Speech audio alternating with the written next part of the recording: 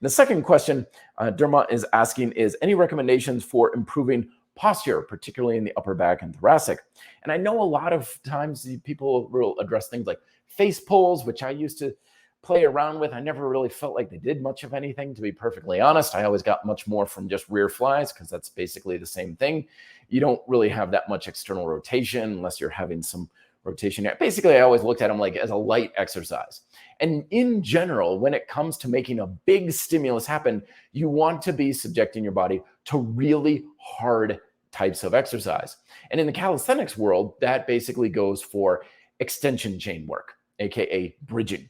The bridges of convict conditioning, hip bridges, back bridges, extension, anything where we're extending our shoulders, extending our back and our hips and everything, that's going to be your best postural exercises. It's something that we can practice on a frequent basis, but it's an uncomfortable thing for a lot of people to do because they're either tight up front or they're weak in the back. One of the great reasons why bridging can work so well is it works on both. It'll address your mobility, stability, and strength issues that are holding back your strong commanding posture. And yet you can work your extension chain with deadlifts, kettlebell swings, power cleans, hip extensions, 100 other things, and that's great too. But the bridge is one of the classic exercises that just gets it all, and it gets it all taken care of. I've got tons of videos. I address bridging, of course, in my book, Progressive and Weighted Calisthenics, so there's plenty more there. And it's usually a exercise that's not too hard on, quote, the lower back.